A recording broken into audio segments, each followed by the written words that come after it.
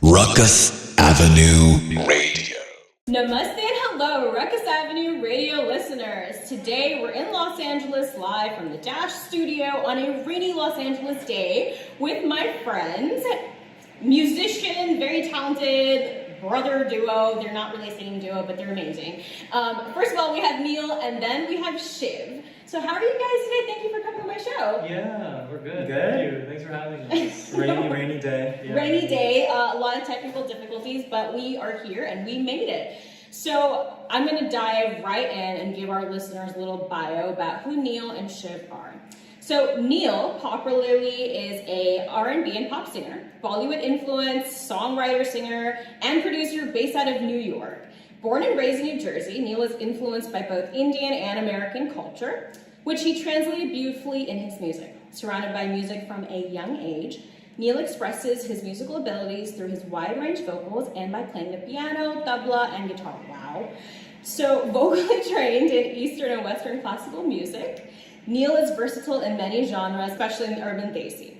NEEL is a performer at heart and has performed alongside many well-known artists such as Jay Sean, Vicky Singh, Arjun Raga, Vishal Shekhar in popular arenas. And before I read the rest of this, that's just a long mouthful. Like, what a repertoire, NEEL. So congratulations. And another thing is that he was on Saragama North American edition in both Hindi and Marathi. He was a finalist. He was voted second best by an audience of over 2,000 in Los Angeles. He was also a winner on Shankar Mahadevan's competition, Exodia Idol. NEEL's singles Make Some Noise featuring Taizu and Mudaja featuring Violinder played on BBC Asian Network and the Bobby Friction Show in the UK. So NEEL was also awarded the Best Male Singer amongst competitors, around America at the IFAB Music Awards. NEEL, what have you not done is the question. There's plenty more to do. Oh, there's plenty. I like that answer. All right, so hold tight while we get into Shiv's background. So Shiv is a performing artist, dancer, singer, actor, and a medical student at UCLA. His background in Indian music, Kathak, dance, and anthropology drives most of his creative work. From 2019 to 2020, he used a Fulbright Award to earn his MA in dance anthropology, where he explored inherent queerness in Kathak dance. As someone who thrives in the in-between, Shiv has worked to carve a space in medicine and the arts that evades being neatly placed into either field. At the intersection of these two fields, he has worked on dance therapy interventions with patients with Parkinson's and kids with autism, led movement workshops, and curated museum experiences to promote art education for colleagues in healthcare. His dance work has been showcased through performances in New Jersey, New York City, Philadelphia, Toronto, Berlin, and London.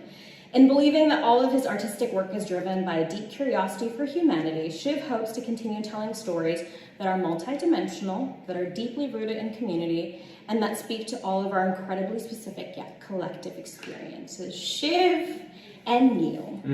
I feel so overwhelmed by the talent in this room right now. Oh, thanks. That's sweet. So tell us more about your journey and kind of how you guys grew up. What's it like to be brothers in entertainment? You go. You've been doing this longer. What is this belly up thing? What's going on? It's okay. We grew up in Edison, New Jersey. Okay.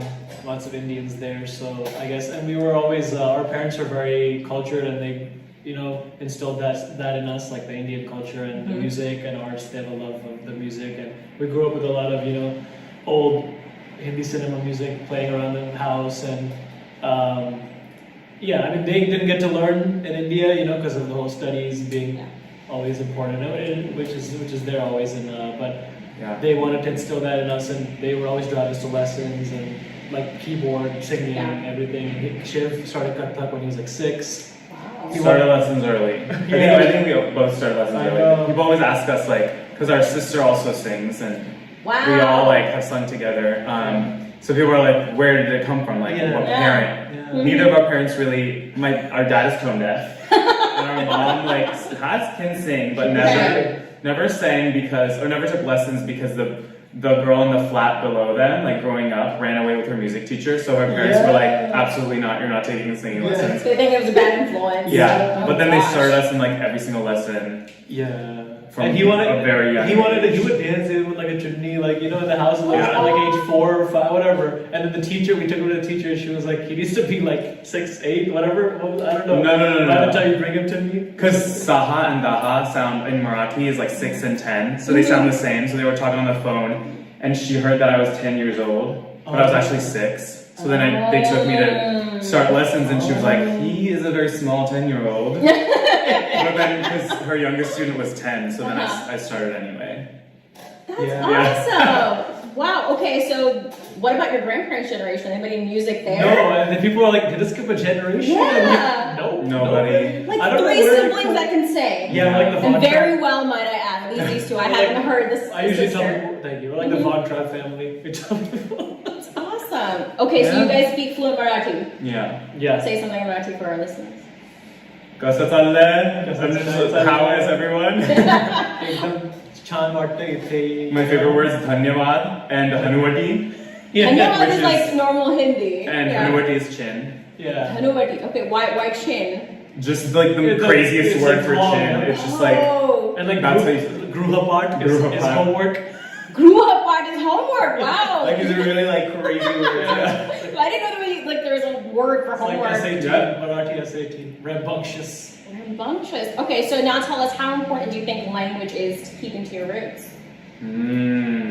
Yeah, very important. Huge. Yeah. Our dad is like a big Marathi kind of exponent of Marathi education. So our parents started a Marathi school in Edison. In 2000. 2000? Yeah. So it's Wow. 23 years old now. Yeah. And they used to do it out of our basement, but then it grew to like hundreds of students Yeah, now. with cars in the driveway Yeah. and stuff.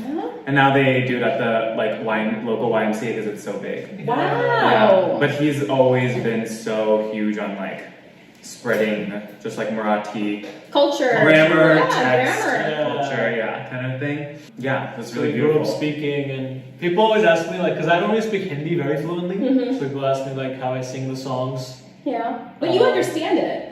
Little bit, not like all. Oh, really? Yeah. Okay. But the diction is the same as Marathi, luckily. Yeah. So Yeah. what we speak at home, like I can pronounce those Hmm. syllables. But also like in our brain, you might know this. It's like different parts of your brain, linguistics and Yeah. music. So you don't need to speak a language to sing it, because it sounds at the end of the day. Well, sometimes I hear a lot of people that are raised outside of India and they try to sing either in Hindi and their accent is so off-putting. That Yeah. just makes me turn off. Doesn't matter how I know. well they're vocally, Yeah. or I'm just like it'll be so like it's like putting a scratch on a chalkboard. And I I can't know. relate to it. And if me being raised in Los Angeles can't relate to that, then forget about people in India. I know. Yeah. That's true, actually. Yeah. Sometimes Yeah. it's hard to get the accent, like Yeah. for people who don't have much experience or background in it. You gotta know the sounds. You gotta have the sounds. You gotta know the sounds. You got the I feel sounds like- from Marathi. I feel like if you don't know the language, it's really hard to get the enunciations, I know. the actual Yeah. feel of Yeah. where do you take a beat, where do you take a pause, That's what a does good this word point. mean? Yeah. Like, and how do we want to, let's say the singer's saying this word this way, but I want to do a different rendition, and this is what I want it to mean. So I'm going to say this word a little softer. You have to know what it sounds like to be able to do those variations. Yeah. So it's like an actor when you look at a script, all right, I'm okay. There's 1,000 ways of saying that line, right? In different accents and different languages and whatever, but you take those creative liberties. So I feel like the artists who speak the language are more in tune with how to be more creative with it in their art forms. For sure. Like you do a lot of Ruffy music, and guys, he has a whole YouTube channel full of Mohammed Ruffy covers, which you should check out if your parents made you listen to Mohammed Ruffy when you were growing up, like mine did. Talk to us about what influenced Mohammed Ruffy in your music and like why that. Yeah, I mean, I started listening. Like our parents would always play it in the house. Like I was saying, like Rafi, Lata, Raj, Kanji, and all these old, like the OGs, Classics. the OGs, Let's legends. call it old, we'll call it classics. Yeah. So for some reason, I just was always drawn to like Rafi Saab's voice. It was very like tonally, like very sweet and like. I mean, and he always like he could do any song, like very gloomy, sad, excited, happy, love, like, romantic songs, obviously. And I was just drawn to him, and I would listen to songs like so, like hours and hours. And then luckily, I don't know, like as I progressed, like I just kept singing his songs, and people enjoyed it and relate to it. Yeah, like you said, the YouTube channel is Shagir de Rafi. So I have lots of covers on there, and sometimes I stick to the covers, sometimes I like do a little bit of my own thing. Sometimes people, you can't make everybody happy, so people are like, oh, you need to sound like the thing. But I was gonna say also, like you were talking about the language thing, and we were both in choir, and we'd have different language, like songs in different languages, like pieces, like Russian or like German. And sometimes our teachers would like find a Russian student in the group, and then that person would like speak it to us, and like that would help us like learn it Learn the and how it was. enunciations and how you should do it. Yeah. Okay, so all right, Shiv, you're more into the Hindustani classical side of music. Correct me if I'm wrong.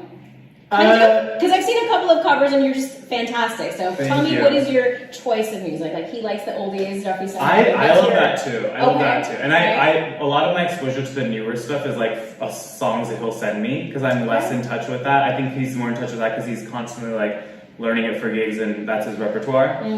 But I think I'm a lot more like I learned Western classical, I learned like opera, and then I learned like musical theater. So I did more training in that like in my formative years and less Hindustani training. But yeah, when I was really young, I did Hindustani classical training. And then that music I've learned and just like loved because of Kathak. Because Kathak, like the whole Bhav aspect of Kathak is he's very knowledgeable in like the mythology and I think you have to be, yeah. And there's nice stories and stuff that they depict. Absolutely, because I was trained in Bharatanatyam, and so those are all temple dances. So I didn't learn about the Ramayana and Mahabharata from my parents because they were busy working. But when I was doing those dance classes and we learned what are the mudras and what is the story, what is this dal, and where is it appropriate to do this dance, or what story is behind it, it's all storytelling. So sorry to interrupt, but go ahead. So Kathak, like the whole Bhav aspect is done to Indian classical music. So like a lot of Hindustani classical music will be the piece to which you perform, or you do a whole storyboard where you take on a bunch of characters. So that's my exposure to that there. I think singing wise, I like to sing more like filmy stuff. Bollywood? Yeah, and I like to sing old stuff because we listen to that growing up and it just reminds me of home. Oh, that's cute. Okay, so speaking of reminds you of home, when's the last time you guys visited Maharashtra or wherever you guys are from in India? 10 years ago. 10 years ago! It's been a while. Oh my god. But we visited nice areas in Maharashtra where like Sant Jnaneshwari is like a very famous saint he was from, and our dad wanted to show us different areas. So we did like in the van. You did a tour in the car. We did a drive. Don't just get out the car. Small van. With a very questionable driver. Oh gosh. What was Sati? No. Sachin? Oh my god. That man was taking turns. He shouldn't have been taking. Motion Don't fall asleep in the sickness. car. Oh, me too. Do you get motion sickness?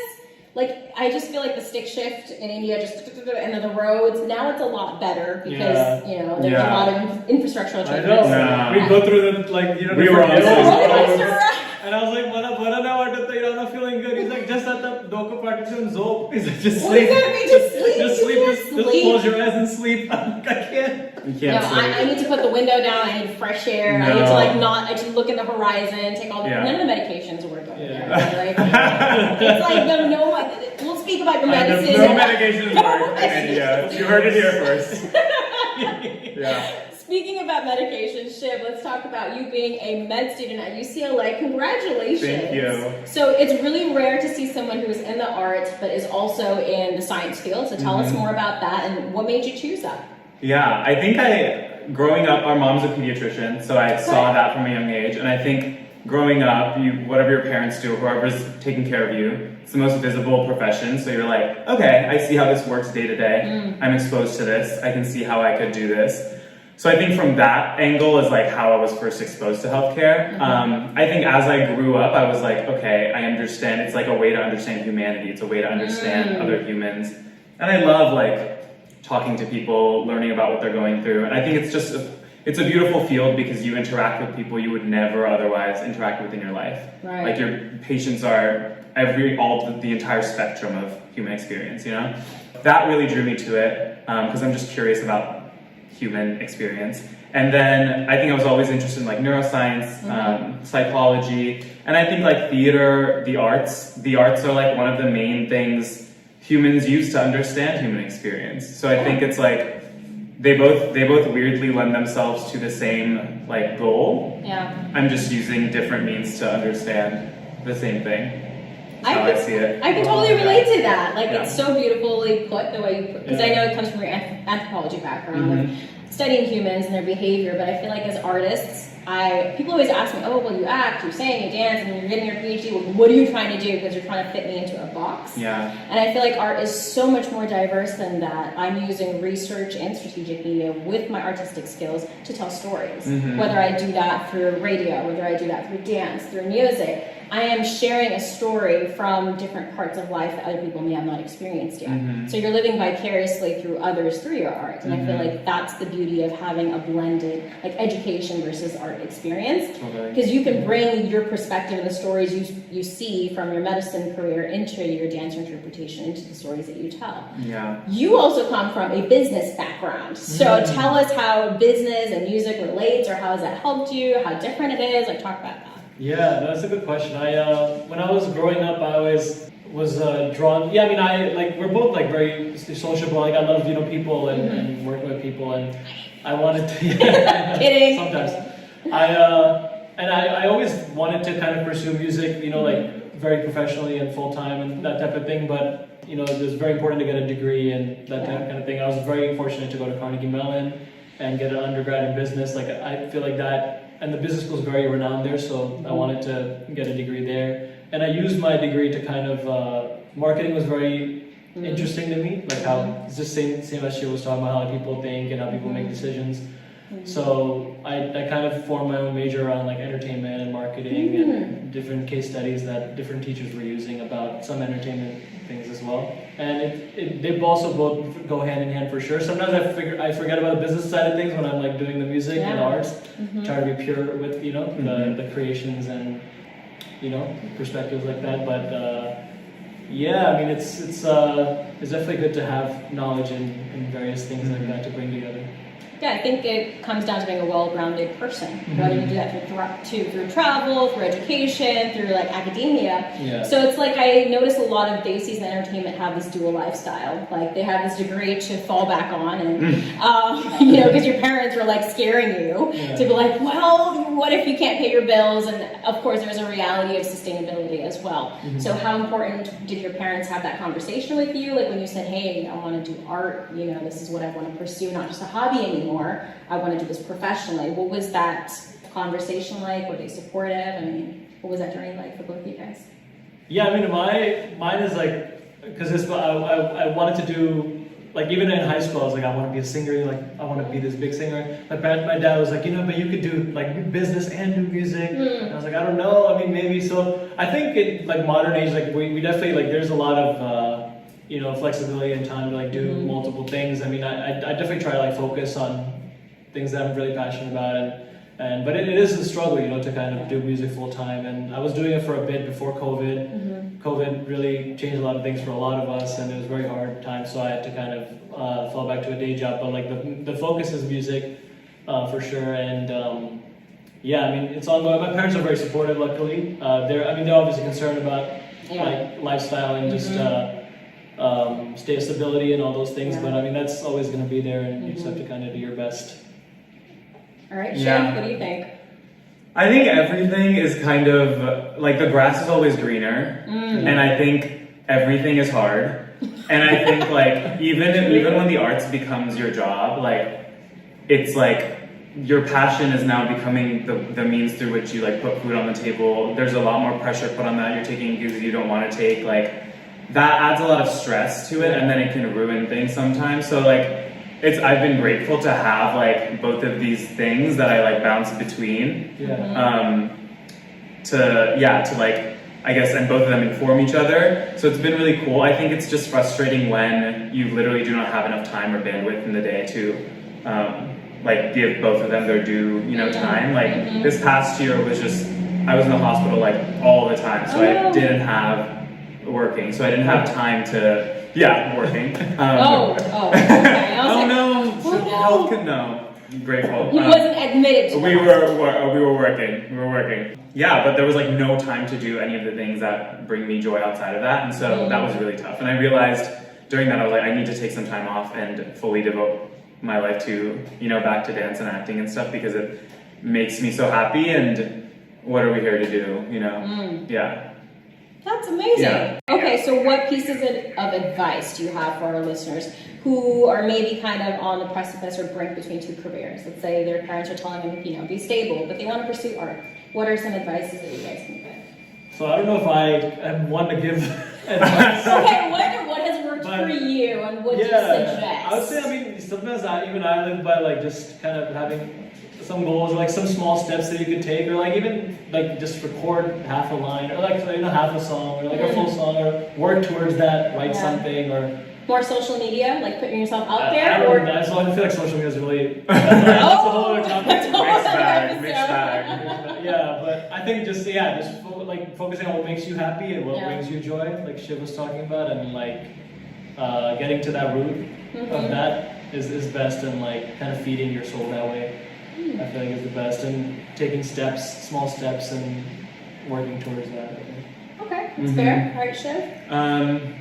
I think if you have a dream or like something that you want to do, that's not. I think it's important to like name that and say like it's not gonna go away. You know, even if you like say you go according to whatever your parents want you to do, and then you put this on the back burner, you're just going to it's gonna boil up later. So it's like you're maybe not focusing on it now, and you're like, okay, I'm good now, I'll like make my money, but it's gonna come out later. So I think like do whatever it takes for you to live to the next day is my advice. Because survival. Kind of survival. I don't know. It's kind of like I think we think of our lives as such. Sometimes it's paralyzing to have such big dreams and goals. You don't even know where to start, and you also don't know. You don't know what the first step is. You almost can't start because you're like, I don't know how to get there. And it feels like you have to make all these decisions now, but really we're just living day by day and like doing little things that make you feel good and bring you joy. And I think if you can have a part of your life that's like dedicated to, you know, your passions, if you at that time maybe have to make money, maybe you have to support your family or something, like if you can make it work, at some point you can like take the leap to invest in yourself or gain that investment. I think life is all about like when you feel the drive and the move to take the next step. And I think that comes to people when it comes to you. And like mood, like go off of that. Yeah. If you're not feeling something, you know, then maybe it's not. Like your gut instinct. Yeah. There's no point in forcing something past a certain point because you're just going to be miserable. So Do you feel like social media kind of pushes people to be like, oh, well, this is viral, or like I have to get on this bandwagon of this Just trend? yesterday. That's what I was thinking. Posting like 3 times a week. Healthy. Like posting 3 times a week, like all these rules, you know, and it's like. How effective do you guys think that is? Like, with you guys have a huge fan following, and this one does, but you guys as well have a credible fan following, and so like, how important is that for an artist? Like, do we take it like, you know, with a grain of salt, or should we hyper focus on it, or, you know, just talk about your thoughts about that? Definitely not hyper focus. I think if you're hyper focusing on fame and a fan following, like you're not doing it for the right reasons. Just like on The Bachelor. I think if you're like using TikTok or Instagram as like a business minded, like, okay, I need to put out these videos, this content, because it's just reality. Like you reach more people, you're more in people's faces, what people are getting with your content. So as long as you can do that without it like affecting your mental health severely, I think like it doesn't hurt. But I think the second at which it like you're thinking about that to a point where it's just not healthy, and you're like, I need to make the next video, I need to make this next. It's like you have to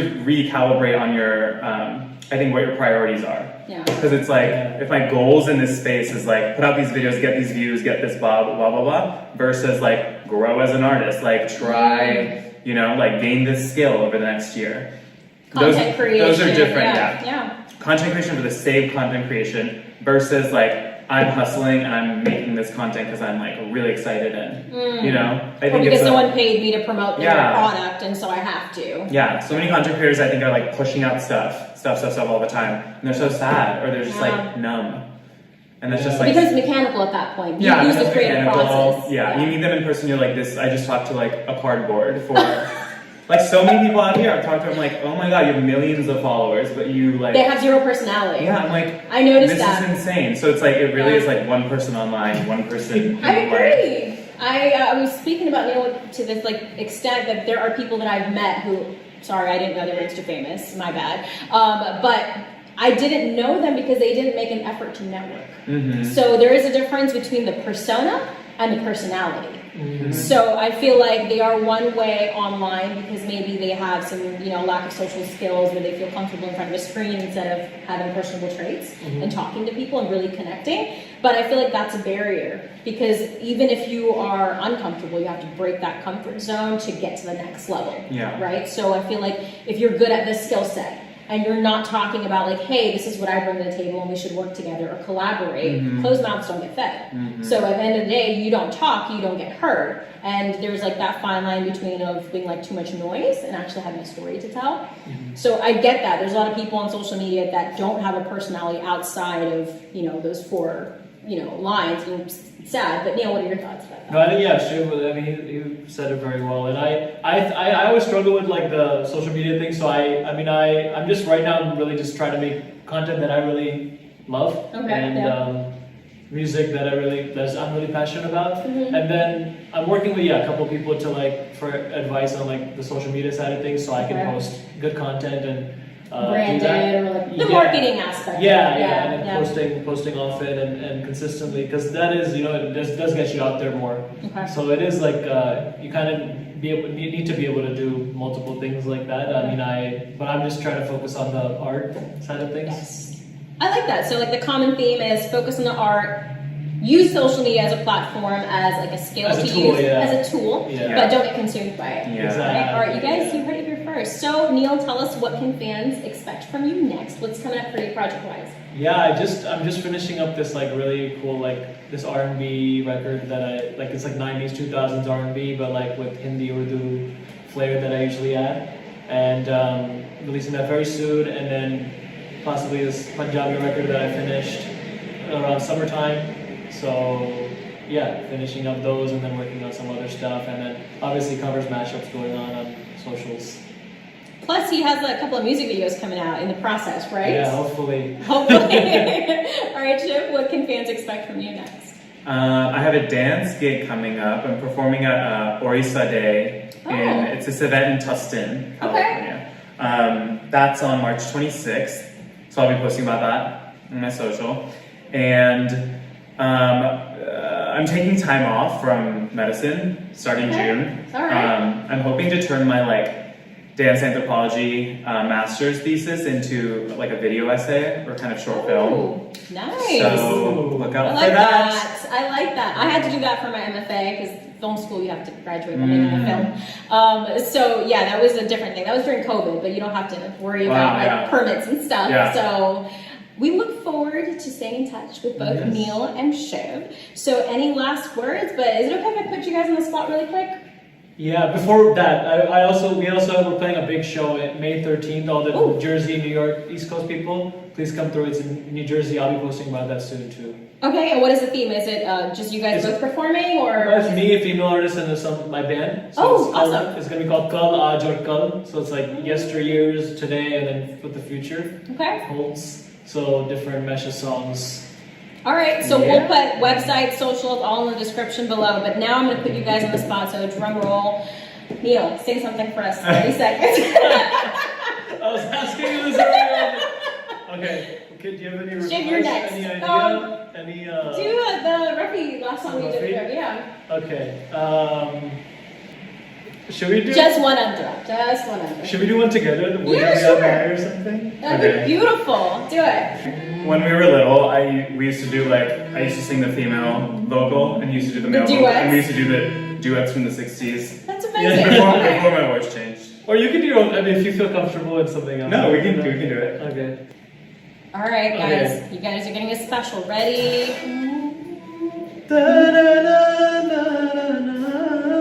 Is that good? And then I do that. Yeah. Okay. वो जुदा क्या हुए जिंदगी खो गई शम्मा जलती रही रोशनी खो गई बहुत कोशिशें की मगर दिल